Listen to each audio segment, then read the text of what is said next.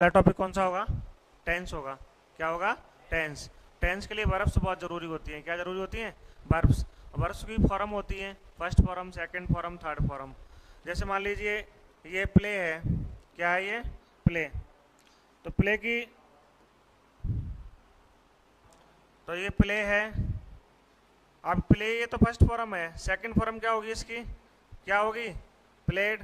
Third form भी क्या होगी? प्लेड। तो ये फॉर्म आपको बहुत ज़रूरी होती है, क्योंकि टेंस, टेंस से रिलेटेड सेंटेंस टॉपिक होता है एक्टिव पैसिव। एक्टिव पैसिव से रिलेटेड होता है डायरेक्ट इनडायरेक्ट, और इनडायरेक्ट से रिलेटेड होता है सब्जेक्ट वर्ब एग्रीमेंट। यानी सारे टेंस के आधार पर ही चलेंगे। ठीक है, कोई चीज़ समझ में नहीं आए तो पूछ लेना। ठीक। तो टेंस कितने प्रकार के होते हैं? सबसे पहले डालो टेंस। इसके टाइप्स होते हैं 3। सबसे पहले प्रेजेंट टेंस,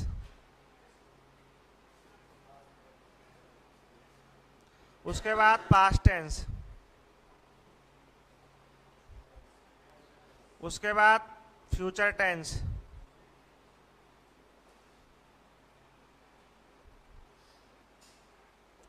इसके होते हैं प्रत्येक के 4 भाग, जिसको बोलते हैं क्लासिफिकेशन।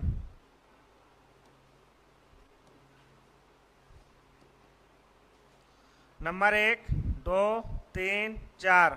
सबसे पहले सिंपल, इसका दूसरा नाम होता है इंडेफिनिट।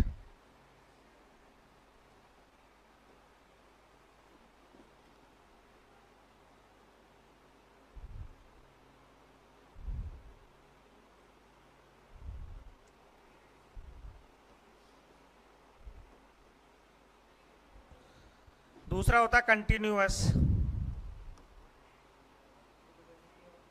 तीसरा होता है परफेक्ट,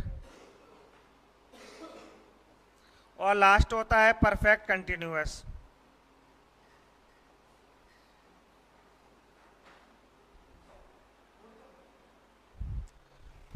फटाफट लिख लो ये।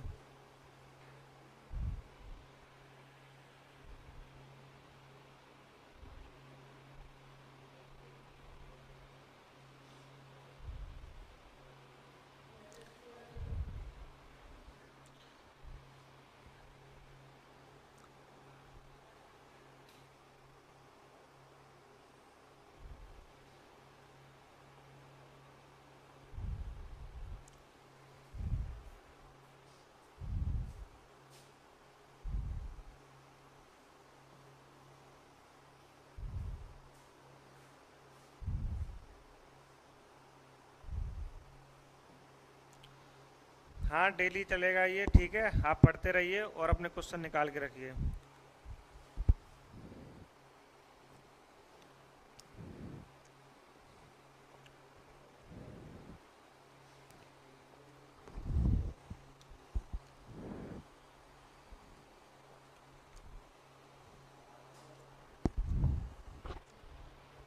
नोट कर लिया है? ये तो नॉर्मल चीजें सबको पता होगी भाई। टेंस 3 प्रकार के होते हैं और उनके 4 पार्ट होते हैं। इसके भी यही 4 पार्ट होंगे, सिंपल, कंटिन्यूअस, परफेक्ट। इसके भी यही 4 पार्ट होंगे, इसके भी यही 4 पार्ट होंगे। 12 पार्ट पढ़ेंगे हम। उसके बाद पढ़ने के बाद क्या होगा कि उसमें से बस आपको हेल्पिंग वर्ब, मेन वर्ब याद रखनी है ओनली। बाकी सब सेम ही होगा। सब्जेक्ट सब्जेक्ट की जगह, मेन वर्ब की जगह, ऑब्जेक्ट ऑब्जेक्ट की जगह। ठीक है।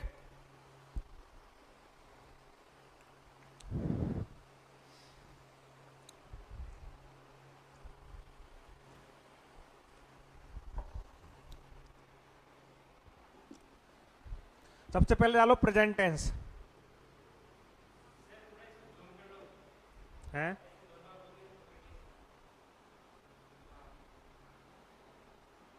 सही है।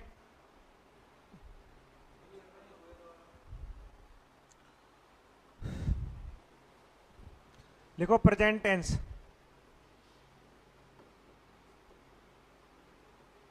इसका पहला पार्ट लिखो present simple. Present simple tense.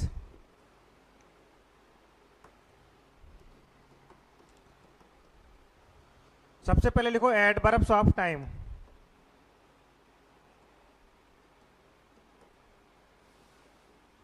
Adverbs of time, ठीक है। पहले लिखो always, often, usually,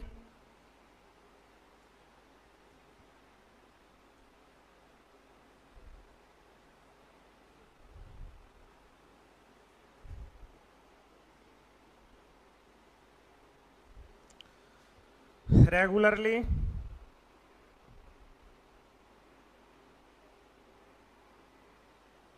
normally,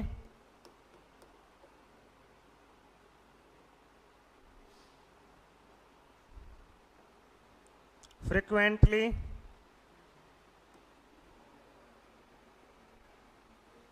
daily,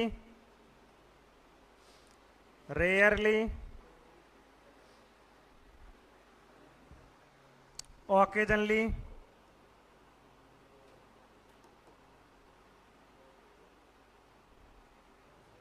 hardly,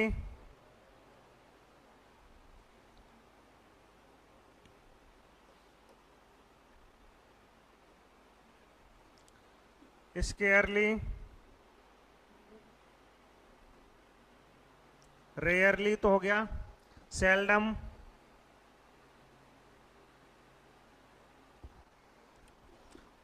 और यहां पर लिखना each, every, day, month,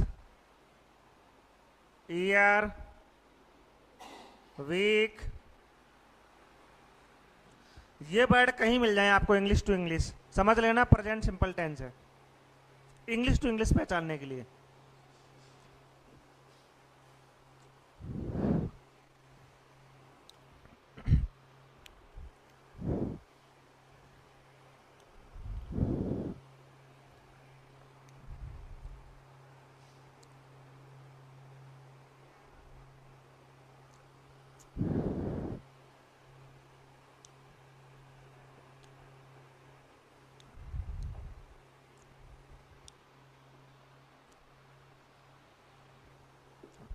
each और एवरी, एवरी के साथ डे होगा, मंथ होगा, ईयर होगा, वीक होगा।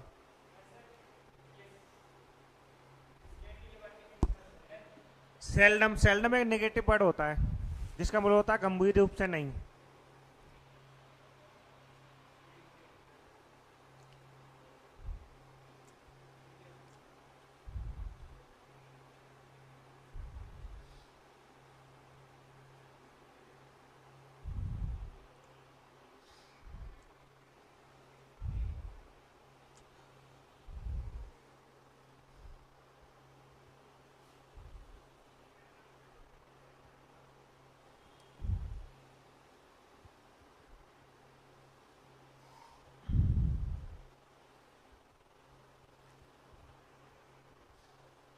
हो गया, नोट कर लिया।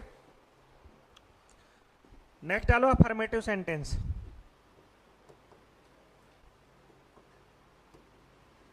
अफर्मेटिव सेंटेंस नंबर 1 पॉइंट लिखो, यदि सेंटेंस पॉजिटिव हो,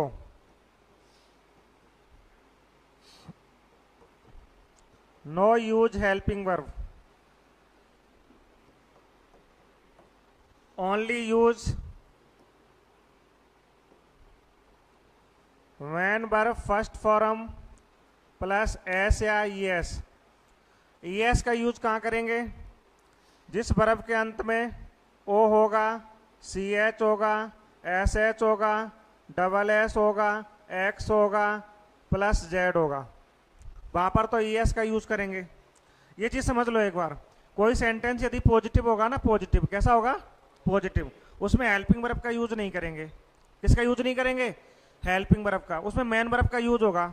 यदि सब्जेक्ट सिंगुलर है तो मेन वर्ब की फर्स्ट फॉर्म आएगी, यदि सब्जेक्ट प्लूरल है तो उसमें मेन वर्ब की फर्स्ट फॉर्म आएगी, और सिंगुलर है तो मेन वर्ब की फर्स्ट फॉर्म एस एस आएगा।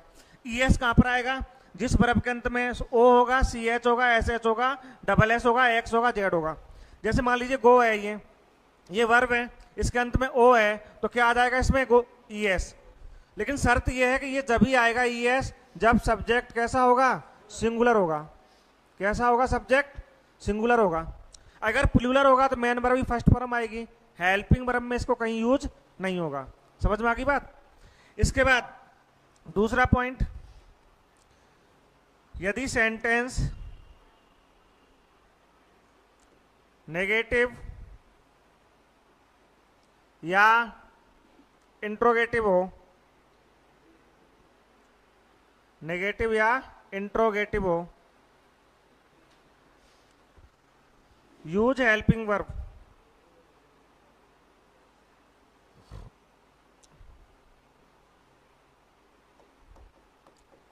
डू या डज,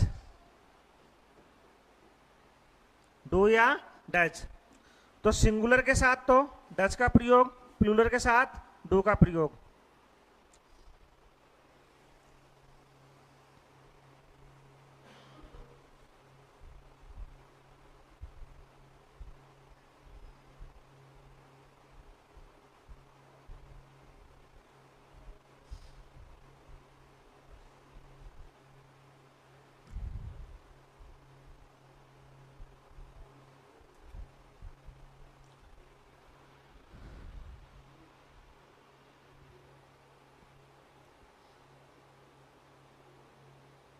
नोट कर लिया सबने।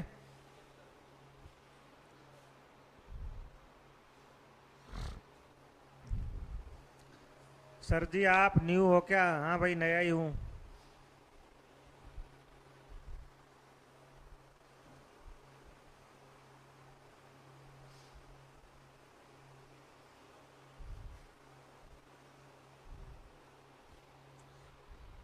हो गया। लिखो subject singular,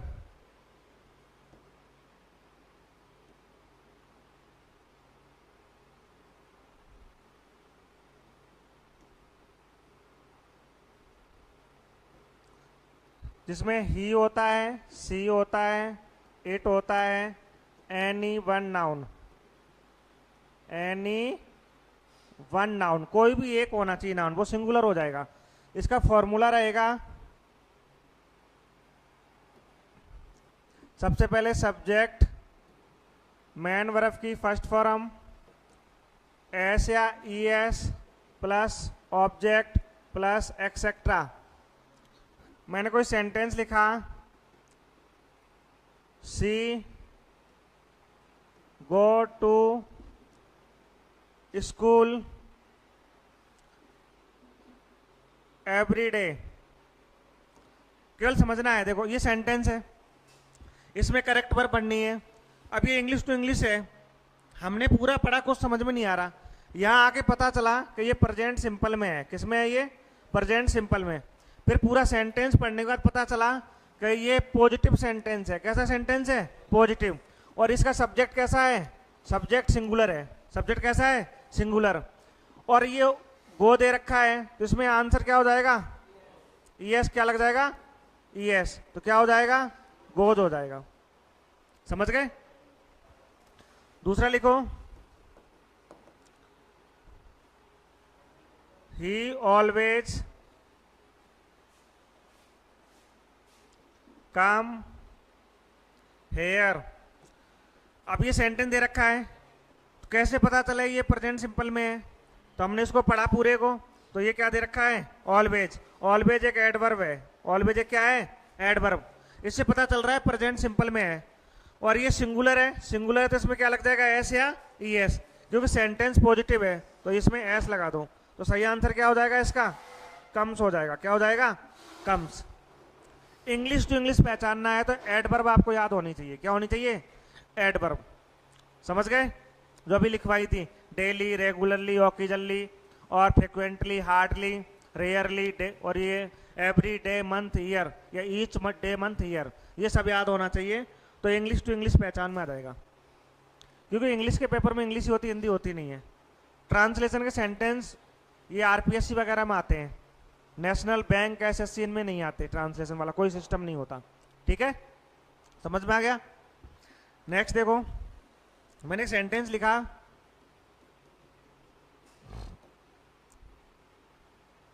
would float on the water.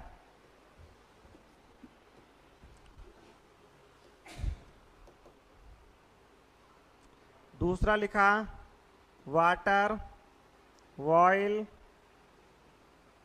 ये कई एग्जाम में आया हुआ है, एट 100 डिग्री सेंटीग्रेड। अब समझो इसमें कोई एडवर्ब नहीं है, क्या नहीं है, कोई एडवर्ब नहीं है। इसमें दे रखा है board float on the water, जो लकड़ी है पानी के ऊपर तैरती है। ठीक, जिस सेंटेंस में 5 चीजें आपको नजर आ जाएं, एक तो यूनिवर्सल ट्रूथ यानी सत्य वचन, एक नजर आ जाए साइंटिफिक फैक्ट वैज्ञानिक तथ्य, एक नजर आ जाए हैबिट नियमितता, और कहावतें और मुहावरे, वो प्रेजेंट सिंपल में जाएगा। किस में जाएगा? प्रेजेंट सिंपल में। कौन सी 5 चीजें? एक तो सत्य वचन, वैज्ञानिक तथ्य, नियमितता और कहावतें और मुहावरे। इंग्लिश में बोले यूनिवर्सल ट्रूथ, साइंटिफिक फैक्ट, ठीक है ना, और हैबिट और ईडियम और फ्रेज। तो इसमें क्या नजर आ रहा है आपको पूरे सेंटेंस 5 में से? इसमें वुड, भाई कैसे पता चले? पानी तो अभारी होता है, वुड हल्की होती है, या वुड अभारी होती है, पानी हल्का होता है। तो साइंस का विषय है, तो साइंटिफिक रीजन है। कौन सा रीजन है? साइंटिफिक। सेंटेंस की लैंग्वेज से पता चल जाता है कि इसमें हो क्या रहा है। बट आपको या तो शुरू से थोड़ी कमजोर इंग्लिश है इसलिए नहीं पहचान पाते, लेकिन थोड़ा भी सेंस लगाओगे तो समझ में आ जाएगा। सो साइंटिफिक फैक्ट है, इसका मतलब पूरा सेंटेंस तो प्रेजेंट सिंपल में है ये। अब पूरा सेंटेंस पॉजिटिव है। कैसा सेंटेंस है? पॉजिटिव। और ये सिंगुलर है, तो पॉजिटिव में हेल्पिंग वर्ब का यूज होता नहीं है। किसका यूज होता है? ओनली मैन वर्ब का। सिंगुलर के साथ क्या लगाते हैं? एस या ईएस। तो ये क्या आ गया? फ्लोट्स। तो यही आपको चूज करना है। एरर में आ जाए तो इसमें फ्लोट्स दिया हुआ तो सही है, नो एरर यूज करना। अगर इसमें फ्लोट्स दिया हुआ नहीं है तो ये इसमें एरर आ जाएगा। एरर वाला क्वेश्चन ऐसे आ जाता है, ये ए सेक्शन है, ये बी सेक्शन है और ये सी सेक्शन है, और यहां पर दे देगा नो एरर, ये डी सेक्शन है। अब आपको पता चला कि भाई ये तो सही है, पूरा सही है, तो क्या आ जाएगा? No error. और अगर ये ऐसे नहीं लगाया होता अपन ने तो यहां पर एरर आ जाता। अब एक चीज बताओ, फ्लोट का मतलब होता है तैरना। फ्लोट का मतलब क्या होता है? तैरना। तैरने में हम एक वर्ड यूज और लेते हैं, स्विम। तो हमने इसका यूज क्यों नहीं किया? इसका यूज ही क्यों किया?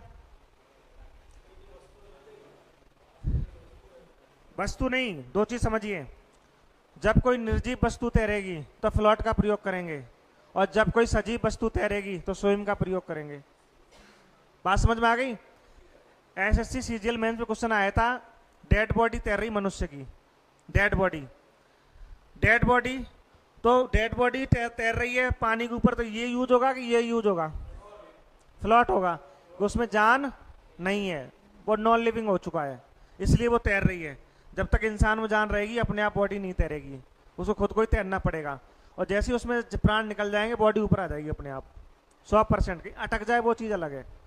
तो एक ही चीज के 2 पहलू आ गए। वो जीवित था तब तो स्विम का प्रयोग कर रहा था, जब वो डेथ हो गई तो किसका प्रयोग करने लग गया? फ्लोट। मतलब दोनों सेम है। लैंग्वेज में क्या होता है? एक ही शब्द के कई अर्थ होते हैं, और कई अर्थों का एक ही शब्द होता है, ठीक है। तो इसका मतलब भी तैरना है, इसका मतलब भी तैरना है, पर इसका मीनिंग क्या हो जाएगा? निर्जीव। कोई निर्जीव वस्तु तैर रही हो तो फ्लोट का प्रयोग करें, और कोई अगर सजीव तैर रहा हो तो किसका प्रयोग करें? स्विम का प्रयोग करें। तो यहां पर क्या आ जाएगा? फ्लोट्स। फिर ये वाटर बॉयल एट 100 डिग्री, ये भी वैज्ञानिक है, साइंटिफिक है, कि ये डिग्री नापना किसका काम है?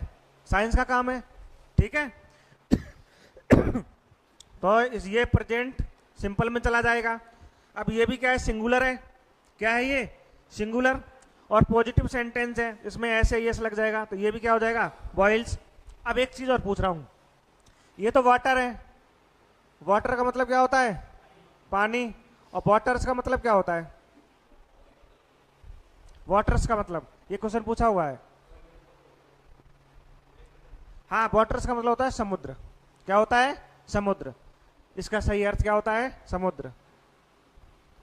जैसे एक होता है एयर, और एक होता है एयर्स। अब एयर का मतलब तो हवा होता है, एयर्स का मतलब होता है घमंड। क्या होता है? घमंड, दिखावटीपन, उसका मतलब होता है एयर्स। तो कई बार आपको ऐसा शब्द पूछ लिया जाएगा जो आप पढ़े तो खूब हो, पर उसका अर्थ आपको पता नहीं रहेगा।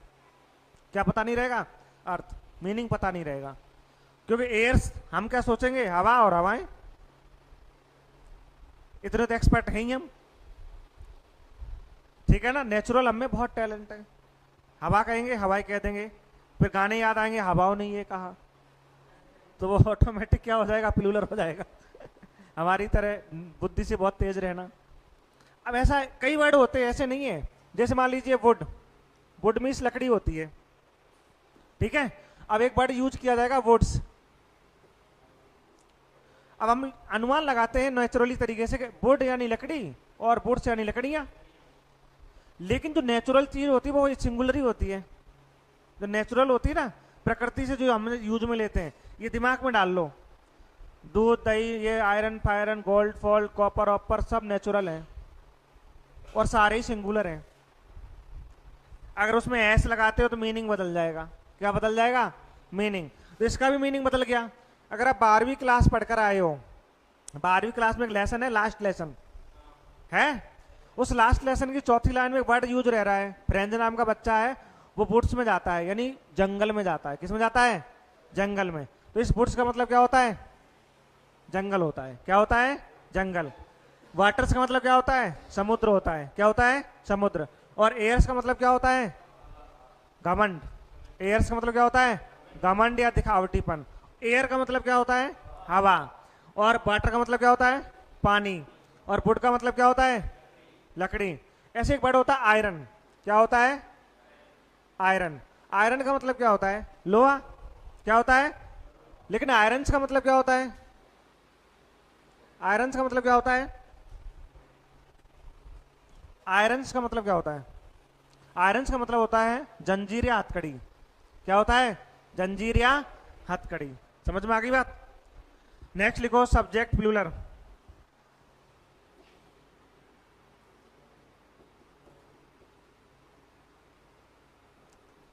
इसमें आता है they, you, we, I, one, more noun.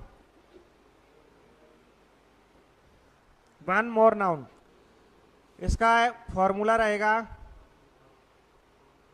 सबसे पहले सब्जेक्ट, उसके बाद मेन वर्ब की फर्स्ट फॉर्म, उसके बाद ऑब्जेक्ट, उसके बाद एक्सेट्रा। मतलब इसमें ऐसे आई एस नहीं लगेगा। तो ये ध्यान रखना कि सब्जेक्ट प्लूरल होगा तो ऐसे आई एस का प्रयोग नहीं होगा, ओनली फर्स्ट फॉर्म। और सिंगुलर होगा तो ऐसे आई एस का प्रयोग होगा। समझ में आ गई बात? अब देखो, जैसे मैंने सेंटेंस लिखा, दे प्ले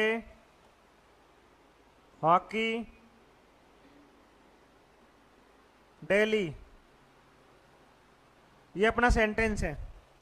हमने पूरा देखा तो हमें एक डेली वर्ड मिला जो एडवर्ब है। क्या है? एडवर्ब।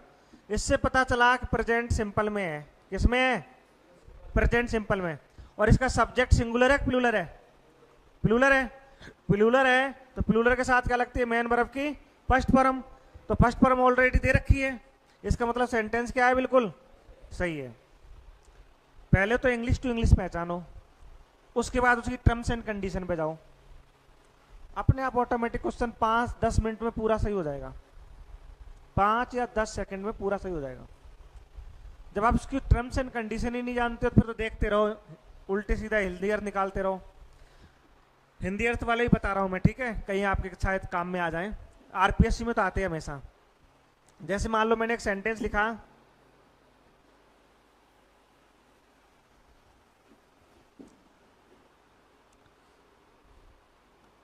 पक्षी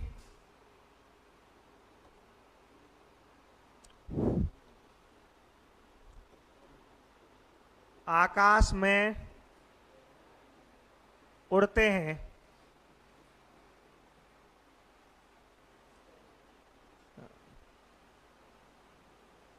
पक्षी आकाश में उड़ते हैं, ठीक है।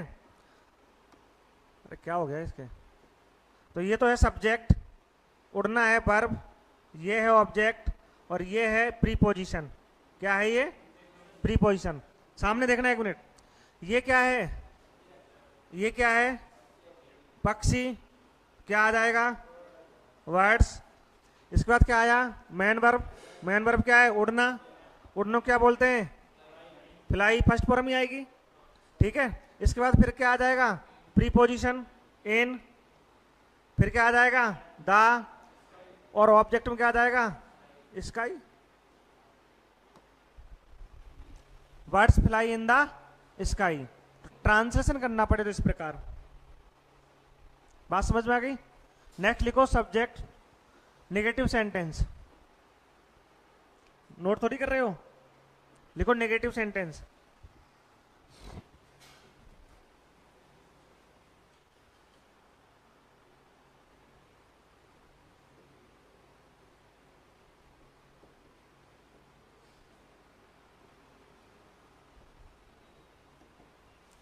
इसमें हेल्पिंग वर्ब का यूज होगा। हेल्पिंग वर्ब होगी डू और डज, और प्लस नॉट आएगा, प्लस मैन वर्ब की अब फर्स्ट फॉर्म ही ओनली यूज होगी। इसका फॉर्मूला इस प्रकार रहेगा, सबसे पहले सब्जेक्ट, उसके बाद डू, फिर डज, उसके बाद नॉट, मैन वर्ब की first form, object, plus etcetera.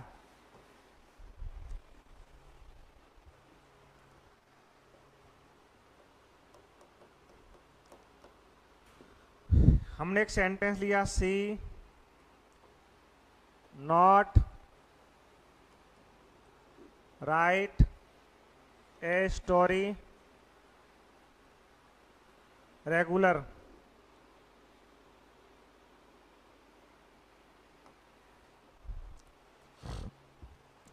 एक तो ये नॉट दे रखा है, एक ये रेगुलरली दे रखा है। इसका मतलब तो हो गया प्रेजेंट सिंपल, और इसका मतलब हो गया नेगेटिव है, तो फिर डू डज का प्रयोग होगा। तो ये सब्जेक्ट सिंगुलर है, तो क्या आएगा भाई? डज आ जाएगा, डज लिख दिया। उसके बाद क्या आएगा? नॉट दिया हुआ है। उसके बाद क्या आएगा? Man verb. तो सबसे इंपॉर्टेंट चीज आपको पहचानने में क्या लगी? इंग्लिश टू इंग्लिश आपको एडवर्ब आनी चाहिए। आप ट्रांसलेशन में जाओगे, ट्रांसलेशन वाला हो सकता है सेंटेंस बार नहीं हो, राम जाता है खाता है, ये चीजें नहीं चलेंगी। आपको इंग्लिश टू इंग्लिश आना चाहिए पहचानना, तो तुरंत समझ में आ जाएगा, ठीक है। एक और हमने लिखा स्टूडेंट्स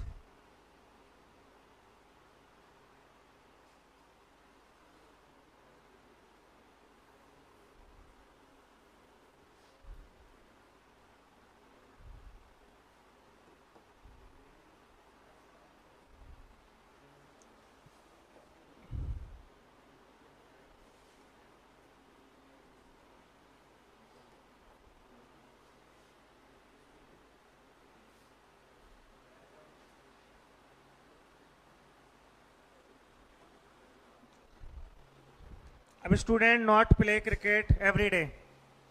अब ये कैसे पता चला प्रेजेंट सिंपल में? किसे पता चला? एवरी डे से। टुडे लिख देंगे कंटिन्यूस में चला जाएगा, दिस डे लिख देंगे परफेक्ट में चला जाएगा, यस्टरडे लिख देंगे पास्ट सिंपल में चला जाएगा, एट दैट टाइम लिख देंगे पास्ट कंटिन्यूस में चला जाएगा, एज सुन एज लिख देंगे पास्ट परफेक्ट में चला जाएगा, और जैसे टुमारो ये लिख देंगे तो किस में चला जाएगा? वो फ्यूचर में चला जाएगा, ठीक है। At this time tomorrow future continuous में चला जाएगा, by this time tomorrow future perfect में चला जाएगा। सबकी एडवर्ब होती हैं बिल्कुल पहचानने के लिए, लेकिन ऐसा कहीं उल्लेख नहीं कर रखा अधिकतर बुक्स में, तो बच्चे थोड़े गड़बड़ा जाते हैं। फिक्स चीजें बिल्कुल, कोई भी सेंटेंस है उसका मेंशन बहुत अच्छे से है, डिस्क्रिप्शन ही बहुत अच्छे से उसका दिया हुआ है, पर उसको आपको पहचानना आना चाहिए। पहचान लोगे तो सबसे पहले यही बात आ गई, प्रेजेंट सिंपल। अब एक चीज क्लियर हो गई, अब उसके दो फैक्ट याद होने चाहिए। कितने फैक्ट? दो। एक तो पॉजिटिव है तो हेल्पिंग वर्ब नहीं लगानी। क्या है? पॉजिटिव, तो क्या नहीं लगानी है? हेल्पिंग वर्ब नहीं लगानी है, पॉजिटिव होते ही। एक चीज, और उसमें भी सिंगुलर है तो एस आई एस लगाना है, और सिंगुलर नहीं है तो S B S E S नहीं लगाना। अब नेगेटिव है तो नेगेटिव के लिए नोट दिया हुआ होगा, इंट्रोगेटिव होगा तो क्वेश्चन मार्क दिया हुआ होगा। तो फिर हेल्पिंग वर्ब का यूज करना है, डू और डज।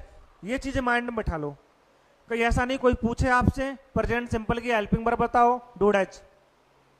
उसने सिंपल सेंटेंस दे दिया, डू डज लगा दिया।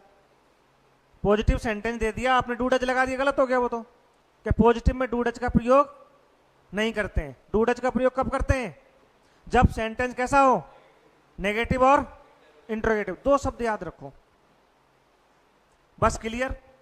लिखोगे तो 4 लाइन में लिखा जाएगा। माइंड में 2 ही शब्द याद रखो, negative, interrogative, helping verb use. यदि sentence positive, not helping verb use. Singular है एस आई एस लगा दो, सिंगुलर नहीं है मैन वर्ब फर्स्ट फॉर्म हटाओ, झंझट वाली कोई बात नहीं है। ये 3 बातें याद रखो आप, 3 वर्ड ओनली।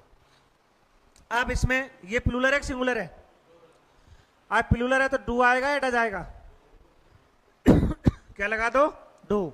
ये नॉट इसी स्थान पर, ये रहा मैन वर्ब फर्स्ट फॉर्म, ये रही, हो गया।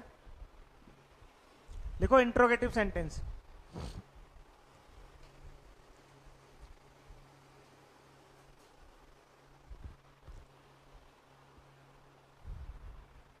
नोट थोड़ी कर रहे हो, करो।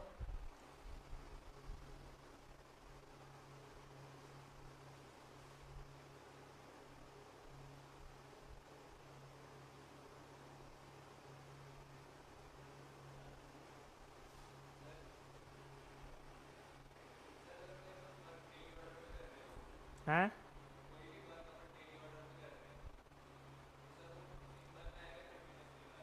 दो चीजें होती हैं। एक तो मान लीजिए हमें कोई फ्यूचर की एडवर्ब दी हुई होती है, ठीक है। जैसे हमें मान लीजिए कि मैच देखने जाना है, मैच की डेट फिक्स है, ठीक है। मैच की डेट क्या है, फिक्स। लेकिन जब डेट फिक्स होती है और एडवर्ब फ्यूचर की हो तो प्रेजेंट सिंपल में आ जाता है। अगर डेट फिक्स नहीं है और एडवर्ब फ्यूचर की है तो फिर किसमें, फ्यूचर सिंपल में चला जाता है। हाँ, डेली, फिक्स टाइम पर नहीं। कंटिन्यू कोई कार्य है, जिसमें पढ़ा रहा हूं कंटिन्यू है, मैं पढ़ा रहा हूं कंटिन्यू है, ये तो कंटिन्यूस में है। जो कंटिन्यू नहीं चल रहा है वो प्रेजेंट सिंपल में है, और जो काम हो चुका है वो परफेक्ट में चला जाए। आते हो तो प्रेजेंट सिंपल, और पढ़ा के चला गया, फिर पूछ रहे हो तो परफेक्ट, अभी पूछ रहे हो तो कंटिन्यूस, कंटिन्यू।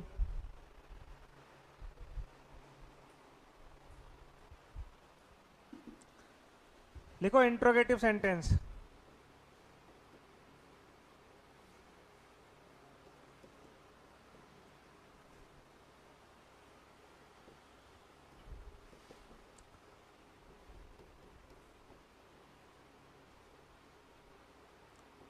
पहला फॉर्मूला, सबसे पहले डू, उसके बाद does, subject plus main verb की first form, object, ETC, question mark. इसका कोई एग्जाम्पल देखते हैं। सी लर्न ए लेसन,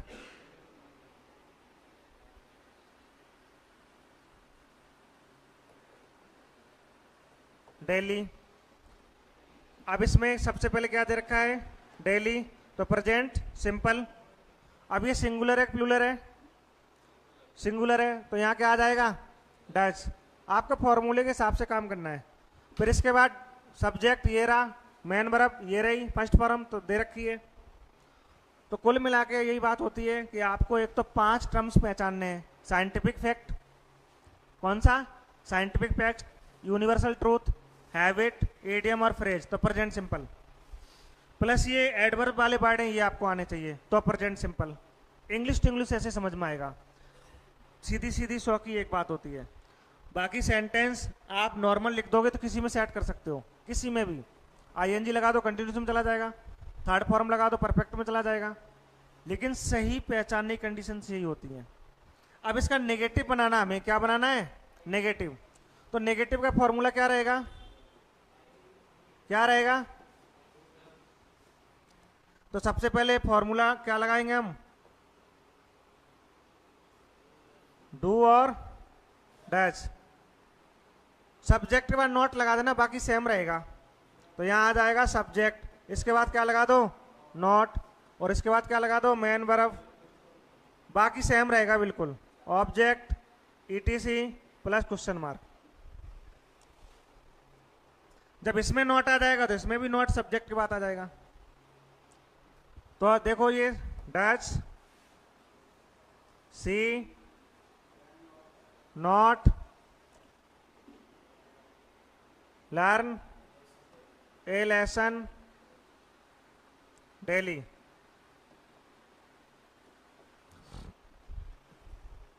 ठीक है, एक ट्रांसलेशन वाला सेंटेंस लिखो। लिखो क्या हुआ है, रोजाना अंग्रेजी पढ़ाता है।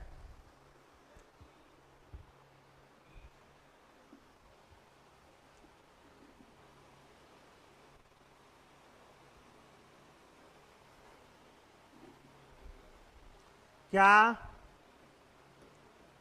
मनीष रोजाना अंग्रेजी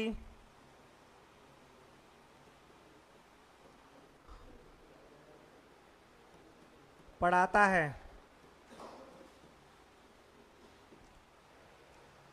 अब देखो सामने, ये क्या है, सब्जेक्ट, ये क्या है, वर्ब, ये क्या है, ऑब्जेक्ट, ये क्या है, ईटीसी, ये WH वर्ड है। जब ये शुरू में आएगा लिखा नहीं जाएगा। क्या कोई भी WH वर्ड कब आ जाए शुरू में तो वो लिखा नहीं जाएगा कभी भी। लेकिन जब ट्रांसलेट करोगे तो सबसे पहले आएगा, ट्रांसलेट करोगे तो सबसे पहले आएगा। अब देखो, तो यहां पर क्या आ जाएगा सबसे पहले, तो ये सिंगुलर है, सिंगुलर है तो क्या आ जाएगा, डैश। फॉर्मूले में रखते जाओ, ऑटोमेटिक ट्रांसलेशन हो जाएगा। सब्जेक्ट क्या है, ये रहा, मनीष। उसके बाद सब्जेक्ट के बाद मेन वर्ब क्या है, पढ़ाता, टीच। उसके बाद ऑब्जेक्ट क्या है, इंग्लिश, और ईटीसी क्या है, रोजाना, तो क्या हो जाएगा, डेली। पूछने कई तरीके हैं, या तो वर्ब वाला स्थान खाली छोड़ देगा तब पूछ लेगा, या फिर एरर में पूछेगा तो ऐसे कर देगा। ये ए सेक्शन है, ये बी सेक्शन है, और ये सी सेक्शन है। आगे लिख देगा नो एरर, जो डी सेक्शन में चला जाएगा। पर आपको आती है सारी चीज, तुरंत एरर निकाल लोगे, आती नहीं है तो नहीं निकाल पाओगे। इंप्रूवमेंट के लिए बोलेगा तो कोई दिक्कत नहीं है, डेली आता ही प्रेजेंट आ जाएगा, और उसमें एज आरएम दे रखा होगा, उसको हटाओ, डू डच को लगा दो, तो इंप्रूवमेंट हो जाएगा। एरर के लिए बोले तो सीक्वेंस देख लेना, सबसे पहले क्या आना चाहिए, डू डच आना चाहिए, दोनों में से कोई। फिर सब्जेक्ट हो सकता है उल्टे सीधे हो, तो रीअरेंजमेंट करना पड़ेगा। फिर क्या करना पड़ेगा, रीअरेंजमेंट, यानी सही व्यवस्था से। तो ये आपको पूरी सिचुएशन पता होनी चाहिए। समझ में आ गई बात, समझ में आ गई है, कोई दिक्कत? जैसे ये सिर है हमारा, सिर के जो ऊपर का भाग है, ये पूरा भाग नेचुरली है। मैं ये पंखे की आवाज सुनना नहीं चाहता, लेकिन सुनाई दे रही है। मैं आपको देखना नहीं चाहता, लेकिन देख रहा हूं। ठीक है, ये नेचुरली है। हम कोई चीज नहीं सोचना चाहते तो भी सोच रहे हैं। जो नेचुरली वर्ब होती है वो प्रेजेंट में ही आती है, प्रेजेंट सिंपल में। सी, हेयर, ठीक है, थिंकिंग, ये सारी वर्ड किस में आती हैं, अपीयर, सीम, किस में आती है, प्रेजेंट सिंपल में। एक तो ये चीज। दूसरी चीज ये है, एक तो न्यूज़पेपर की हेडलाइंस, रेडियो की कमेंट्री, ये वर्ड भी किस में आते हैं, प्रेजेंट सिंपल में ही आते हैं। नोट डाल के लिख लो।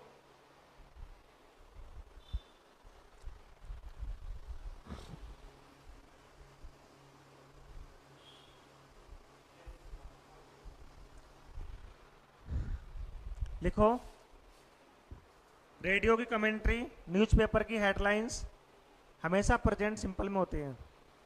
रेडियो की कमेंट्री, न्यूज़पेपर की हेडलाइंस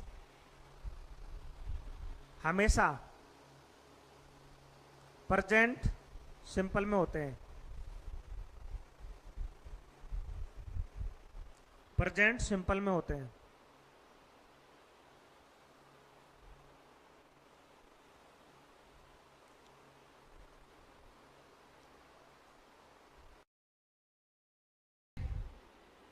इसमें आईएनजी जोड़ेंगे तो इसको डबल कर देंगे। जैसे मान लीजिए स्विम है, इसमें अगर आईएनजी जोड़ेंगे तो इसको भी डबल कर देंगे। तो आईएनजी जोड़ने के दो तरीके हैं। ई हो तो हटा दो, किसी वर्ब के अंत में क्या है ई, उसको हटा दो फिर आईएनजी लगाओ, वरना वो शब्द ठीक नहीं लगेगा। और यदि किसी वर्ब में पहले अंत में तो कॉन्सोनेंट हो, उससे पहले वोवेल हो, क्या हो वोवेल, तो जब आप आईएनजी लगाओ तो उस कॉन्सोनेंट को डबल कर दो।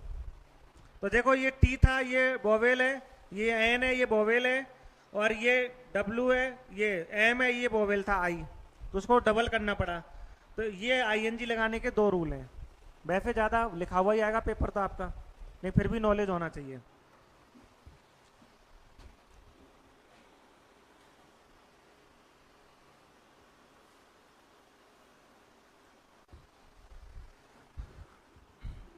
लिखो add verbs of time.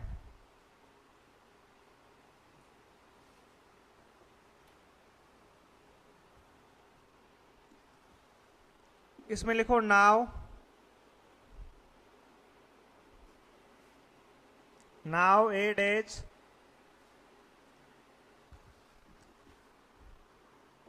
Eight this time, at this moment, today, tonight, still, currently,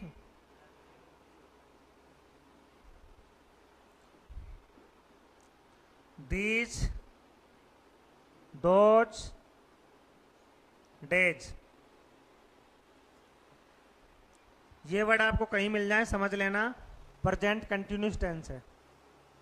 कौन से? Now, now A days, eight this time, at this moment, today, tonight, still, currently, these, those, days.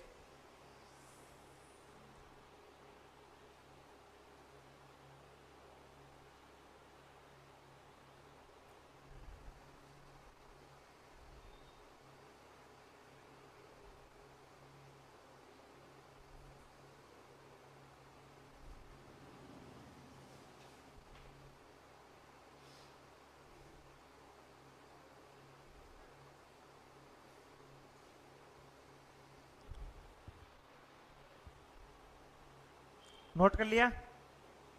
कैसे सिरे ला देते हो? समझ में आ रहा है कि वैसे ही चल रहा है? आ रहा है? देखो मैं वैसे ही पढ़ा सकता हूँ, सेंटेंस लिखा, फॉर्मूला लिखा और ट्रांसलेट करवाया, लेकिन वैसा इंग्लिश आता नहीं है एग्जाम में। वैसा एग्जाम में आता नहीं। केवल आरपीएससी के और कोई स्टेट लेवल के एग्जाम होते जिन्होंने 5 सेंटेंस दे दिए थे ट्रांसलेशन करो, और ये बीए पार्ट फर्स्ट ईयर इसमें आते हैं। जैसे मैं कॉलेज में पढ़ा रहा हूँ अभी, तो वहाँ पेपर देखा तो मैंने देखा वो उसमें ट्रांसलेशन वाले आ रहे हैं अधिकतर, और कंपटीशन में ट्रांसलेशन वाले बहुत कम आते हैं। सही बोल रहा हूँ गलत? और अभी मैं आपको एक शीट दूंगा जिसमें टोटल 100-200 क्वेश्चन होंगे, और सारे ही किसके होंगे? आईबीपीएस, एसएससी, एनडीए और इनके ही होंगे। एक बार तो देखते ही वहाँ ऐसे सिंगल सेंटेंस नहीं आते, ध्यान रखना, सिंगल सेंटेंस बहुत कम आते हैं। लेकिन पहचानने का तरीका यही होगा, एडवर्ब्स। क्या होगा? एक सेंटेंस 3 ही चीजें याद रखो आप, हेल्पिंग वर्ब, मैन वर्ब और एडवर्ब। कितनी चीजें? 3 चीजें याद रखो बस। नोट कर लिया? कर लिया? लिखो अफर्मेटिव सेंटेंस।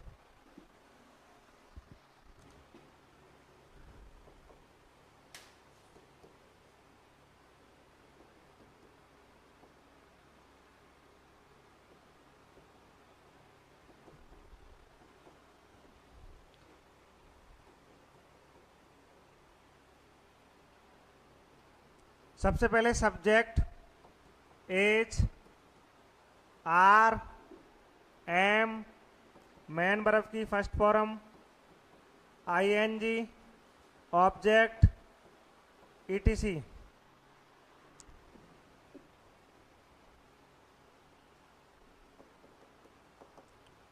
हमने कोई सेंटेंस लिखा, रवि इज प्लेइंग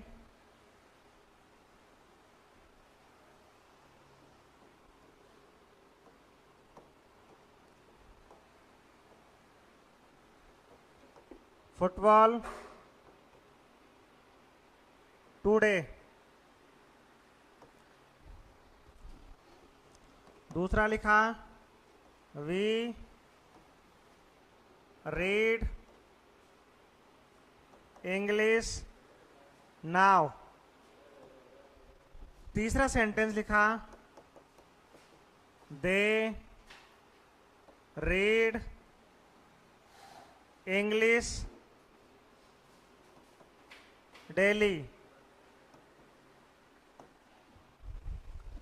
लिखो मत, केवल इधर देखो सामने, ओनली सामने।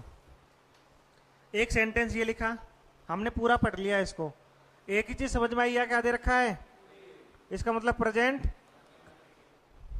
ये सिंगुलर है प्लूरल है, क्या आएगा सिंगुलर के साथ, एज। मैन वर्ब में क्या लगा दें,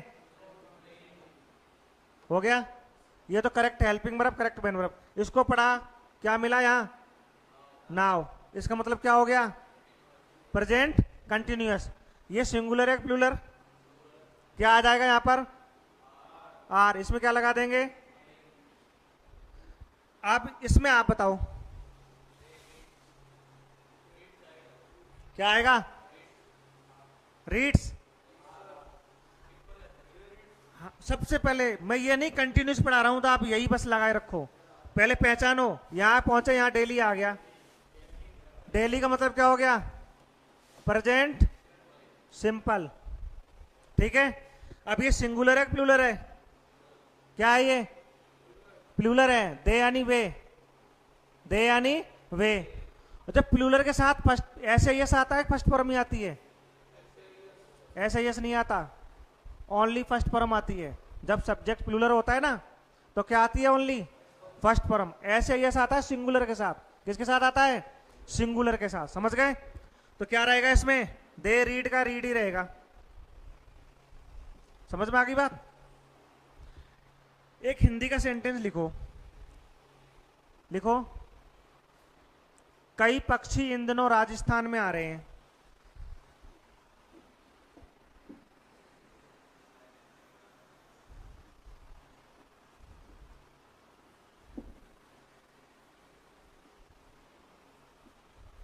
ये राजस्थान की बोर्ड में क्वेश्चन पूछा गया था।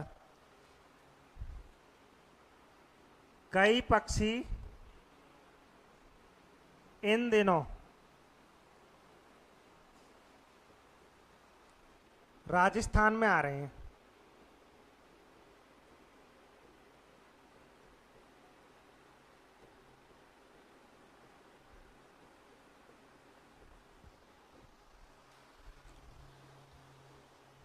बनाओ देखें।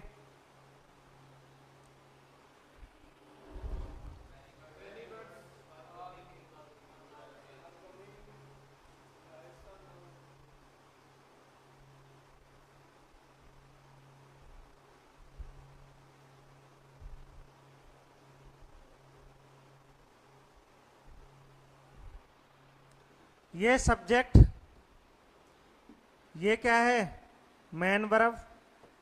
ये क्या है, ऑब्जेक्ट। ये क्या है, ईटीसी। ये मैं आते ही प्रीपोजिशन, इनका प्रयोग करेंगे।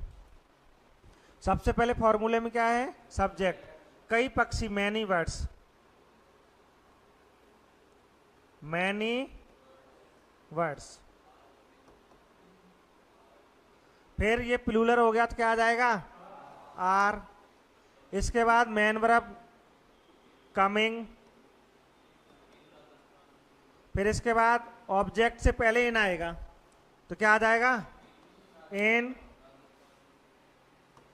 राजस्थान। फिर इन दिनों, इन दिनों प्लूरल है, नाउ डेज का मतलब तो आजकल, दीज डेज। हो गया है, केपीओ क्या बोल रहे हैं? कैम? नहीं, कैम तो कैसे आएगा? आ रहे हैं, आ रहे हैं। जहाँ पर आ रही आ जाता है, जहाँ पर इस प्रकार के दिन दीज देज वगैरह ये, तो कंटिन्यूस में ही रहता है वो। इसका नेगेटिव बनाओ, नेगेटिव आपको बनाना है, ठीक है? मैं समझा देता हूँ, 1 मिनट समझा देता हूँ। यहां लिखना नेगेटिव, ठीक है? ऐसा ही फॉर्मूला लिखना है, नॉट केवल यहां लगाना है हेल्पिंग वर्ब के बाद। इसको आप खुद चूज कर लेना, नॉट कहां आएगा। कई पक्षी इन दिनों राजस्थान में नहीं आ रहे हैं, मतलब खुद ही हिंदी खुद ही इंग्लिश। और उसके बाद जब यहाँ नॉट हेल्पिंग वर्ब के बाद है तो यहाँ भी हेल्पिंग वर्ब के बाद आ जाएगा। बनाओ फटाफट इसको, नेगेटिव बनाओ। Negative formula, negative Hindi sentence और नेगेटिव इंग्लिश सेंटेंस, तीनों बनाओ। बनाओ फटाफट, जिमने आए हो क्या?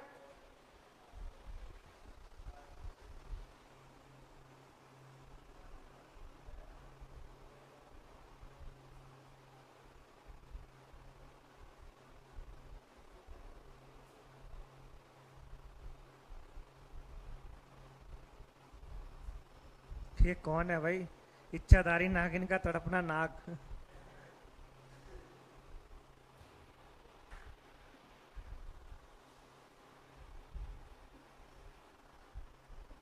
समझाना यहाँ कोई दिक्कत नहीं, आसान होता है, सिंपल सेंटेंस ले लो।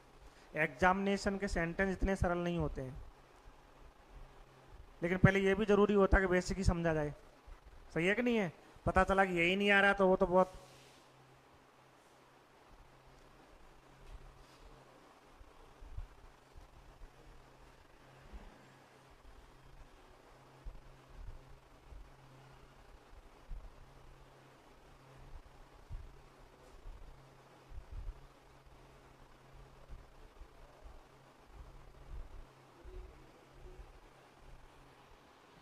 ये काम सही है, ऑनलाइन बैठे बैठे कुछ भी कमेंट कर दो, वहीं से बस वही तो चलाना है।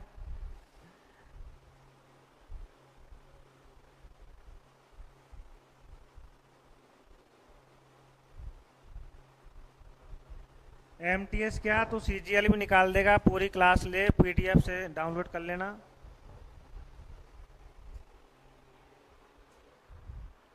हो गया? अब देखो, मैंने कहा था इंग्लिश में कई कई वर्ड का एक ही अर्थ होता है, और कई ऐसे वर्ड होते हैं जिनका सेम ही अर्थ होता है, और कई सेंटेंस और कई अलग अलग अर्थ होते हैं। जैसे मैंने एक वर्ड लिखा डर, क्या लिखा? डर। डर का मीनिंग क्या होता है? फियर। एक डर का मीनिंग क्या होता है? अफ्रेड। एक डर का मीनिंग क्या होता है? स्केयर। एक डर का मीनिंग क्या होता है? फोबिया। क्या होता है? फोबिया। एक डर का मीनिंग होता है ड्रीडफुल। एक डर का मीनिंग होता है हॉरर। एक डर का मीनिंग होता है टेरर।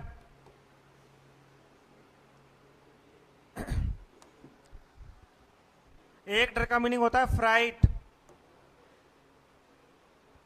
एक डर का मीनिंग होता है पैनिक। और एक डर का मीनिंग होता है एफुल। और भी कई होते होंगे। इन सब का मतलब डर।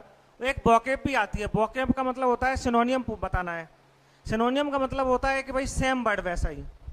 एक होता है एंटोनियम्स, उसका विपरीत word. Idiom phrases, meaningful sentence, आते कि नहीं आते हैं? वन वर्ड, बहुत सारे आते हैं। तो सिनोनियम अगर ये पूछा जाए तो ये बता सकते हो आप, या इनमें से कोई ऑप्शन हो तो बता सकते हो, कोई सा भी ऑप्शन। इन सब का मतलब क्या होता है? विभिन्न प्रकार से। बोले कि यार कोई टीचर रोज टॉर्चर करता है बच्चे को, या छोटी क्लास में पीटते हैं ना 10वीं 12वीं में, तो बोले सर यार बहुत पैनिक है। और ये कुछ नहीं है, 12वीं क्लास में एक लेसन है डीप वाटर। कौन सा water? Deep water. William Douglas का है, सारे वर्ड उसके ही हैं। एप्पल, ये उसमें है। अगर 12वीं क्लास पढ़ के आए हो ना तो उसमें है, ये सारे वर्ड उसमें हैं। तो एनसीईआरटी की बुक्स बताई हैं और जो उसमें मीनिंग बताए हैं बहुत हेल्पफुल हैं, बहुत ही ज़्यादा। और चाहे आप कोई सा एग्जाम उठा के देख लीजिए, 10वीं वाली किताब उठा के देख लीजिए इंग्लिश वाली, आपको मोर देन मीनिंग वही मिल जाएंगे। एंटोनियम, तो डर का मतलब क्या होता है? डर तो ये हो गया, ठीक है। अब डर का विपरीत क्या होगा? निडर। और निडर को क्या बोलते हैं? बहुत सारे मीनिंग आ जाएंगे। आप 5 में मीनिंग लिख पाता हूं, नोट कर लिए? नोट कर लिए सबने? वो तो किया ही नहीं कहीं ने। जल्दी फटाफट करो। आपको ऐसा लग रहा है कि मुझे ज्यादा इंपॉर्टेंट है इनकी, आपको इंपॉर्टेंट बहुत कम है। जिसका वोकैब सही है इंग्लिश में वो बाजी मार लेगा।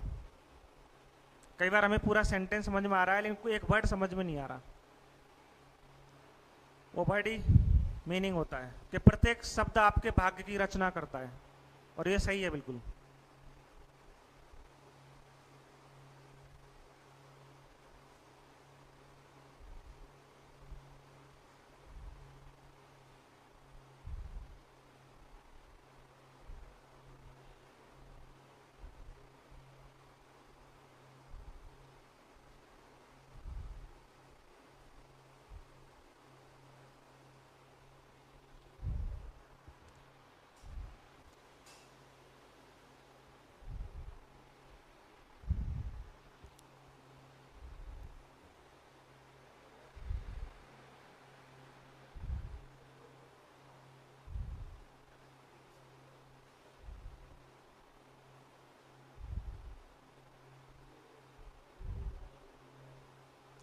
अभी मैं आपको 5 या 10 मीनिंग लिखवाऊंगा, और कॉपी बंद लिख लेना, और आपको सेम टू सेम उस याद हो जाएंगे इसी समय, 101%।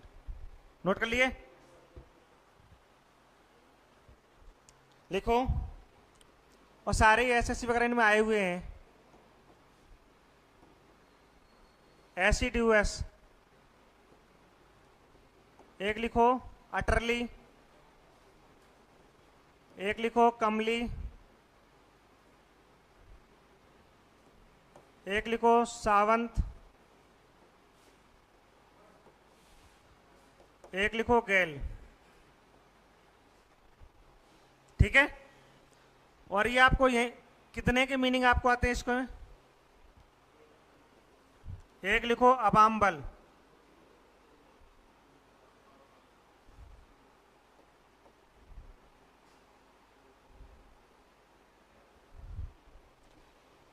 कितने के मीनिंग आते हैं? अबाम्बल। किसी का मीनिंग आता है आपको इसमें? अभी देखो सारे सीख जाओगे, केवल इधर ध्यान दो, ठीक है। और अच्छा लगे तो बोलना भी है। ट्रिक से बताऊं, डायरेक्ट बताऊं? ट्रिक से। मैंने इधर सामने बिल्कुल लिख लेना, बाद में आपको खुद ही दिमाग में याद हो जाएंगे, मात्र 1 मिनट 2 मिनट लो। मैंने इसको हिंदी में पढ़ा ऐसी, इसको पढ़ा दुआ। ऐसी दुआ करो कि हम मेहनती हो जाएं। इसी में जोड़ लिया, कुछ अर्थ ही आना चाहिए। तो क्या होगा? ऐसी दुआ करो हम क्या हो जाएं? मेहनती। इसका मीनिंग क्या हो जाएगा? मेहनती। भूलोगे कभी? मीनिंग को देखते ही दोबारा बोलो, ऐसी दुआ करो, इसका अर्थ क्या होगा? मेहनती। ठीक है। अब इसका क्या होता है? इसको हिंदी में पढ़ेंगे तो उतर, इसको क्या बोलेंगे? ली। किसी ने शाम को ली थी, सुबह तक संपूर्ण रूप से उतर गई। किस रूप से? संपूर्ण रूप से। तो इसका अर्थ क्या हो जाएगा? संपूर्ण रूप से। क्या हो जाएगा? अब इसकी ट्रिक क्या रहेगी? उतर ली, शाम को ली थी, सुबह तक संपूर्ण रूप से उतर गई। तो मीनिंग क्या हो जाएगा? संपूर्ण रूप से। अब यह मैंने कहा कमली, मैंने कहा कमली है ना, बहुत सुंदर है। मीनिंग क्या हो जाएगा? सुंदर, ब्यूटीफुल। कमली क्या है? बहुत सुंदर है। सावंत, तो एक हीरोइन है राखी सावंत। मैंने कहा राखी सावंत बहुत बुद्धिमान है, तो क्या मीनिंग हो जाएगा इसका? बुद्धिमान, इंटेलिजेंट। गेल, मैंने कहा गेल एक तूफानी बल्लेबाज है। कैसे बल्लेबाज है? तूफानी। मीनिंग क्या हो जाएगा? तूफान। अब इसको मैंने कहा, अब हिंदी में पढ़ा इसको, अब इसको पढ़ा मैंने मीना। मैंने कहा अब मीना घृणा करने लगी है, तो इसका अबाम्बल का मीनिंग क्या हो जाएगा? क्या हो जाएगा? घृणा करना। घृणा को हेट बोलते हैं। क्या बोलते हैं? हैट। दोबारा मेरे साथ बोलो, इसका मीनिंग क्या होगा? क्या होगा? जोर से बोलो। ट्रिक क्या होगी? ऐसी दुआ करो हम क्या हो जाएं? मेहनती। अटरली का मतलब क्या होगा? संपूर्ण रूप से। अर्थ क्या होगा इसका? संपूर्ण रूप से। कमली का मतलब क्या होगा? क्या होगा? सुंदर। कमली क्या है? सुंदर, तो ब्यूटीफुल। सावंत का मतलब? राखी सावंत क्या है? बुद्धिमान। तो इसका अर्थ क्या हो जाएगा? मीनिंग क्या हो जाएगा? इंटेलिजेंट, बुद्धिमान। गेल कैसे बल्लेबाज है? तूफानी। मीनिंग क्या होगा? तूफान। और अबाम्बल का मीनिंग क्या होगा? अब मीना क्या करने लगी है? घृणा। तो अर्थ क्या हो जाएगा इसका? घृणा करना। याद हो गए? कभी भूलोगे? नहीं भूलोगे ना, कभी मत भूलना। और इसका हिंदी अर्थ आपको ही लिखना सबको। जब तक हम क्या, नेशनल लैंग्वेज हिंदी है, ठीक है, जब तक हम उसकी भाषा में नहीं, टोन नहीं समझ पाते, जब तक कोई मीनिंग समझ में नहीं आता।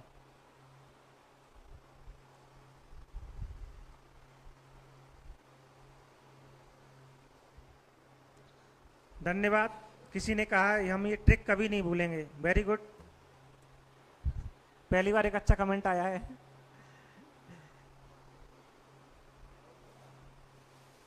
लास्ट वाला भाई, लास्ट वाला देखो। अबाम्बल है। क्या है ये? अबाम्बल। इसको हिंदी में कैसे पढ़ेंगे? अब। और इसको पढ़ेंगे मीना। तो अब मीना घृणा करने लगी है, इसका मीनिंग क्या हो जाएगा? घृणा करना। और घृणा करने को इंग्लिश में दूसरा वर्ड क्या बोलते हैं? क्या बोलते हैं? हैट। क्या बोलते हैं? हैट मीन्स क्या होता है? घृणा करना। तो ऐसे अगर 10 मीनिंग डेली लिखाए जाएं और 1 महीने तक क्लास चले, 300 मीनिंग अगर ऐसे आपको याद हो गए, तो थोड़ा बहुत फर्क आपको पड़ेगा, हैबिचुअल तेज हो जाओगे। अच्छा, इसके सारे मीनिंग कौन बता सकता है? सेकंड है 20 और सारे अर्थ बताने हैं। सामने ध्यान दो। इसका क्या अर्थ होता है? डायरेक्ट बताओ। इसका, इसका, इसका, इसका, इसका, चारों लिखा दूं? अरे बताओ सही, लिखाऊं कि नहीं लिखाऊं? और लिखा दूं 4? लिखो। चेरी,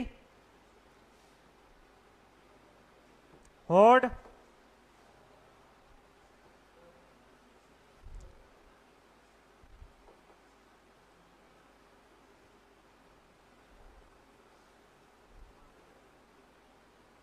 ऐसे,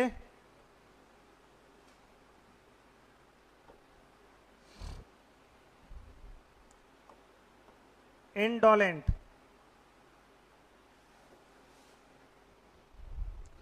ये मात्र 30 सेकंड में याद होने चाहिए। सामने ध्यान दो ओनली बस, और आपको याद पलक झपकते ही। चेरी, चेरी एक खाने की वस्तु होती है। मैंने कहा चेरी सावधानी से खाओ, अर्थ क्या हो जाएगा? सावधान, अलर्ट। होड, मैं लॉकडाउन लगा था और एक वो हुआ था डिमोनेटाइजेशन, नोटबंदी, तो हमने उसमें कहा नेताओं ने सारा धन जमा करवा दिया, होड़ लग गई। नेताओं में धन जमा कराने क्या लग गई? होड़। इसका मतलब होता है जमा करना। क्या होता है? क्या होता है? नेताओं में क्या लग गई थी? होड़ लग गई थी। क्या करने की? धन जमा कराने की। मीनिंग क्या हो जाएगा? जमा करना। क्या हो जाएगा? ऐसे।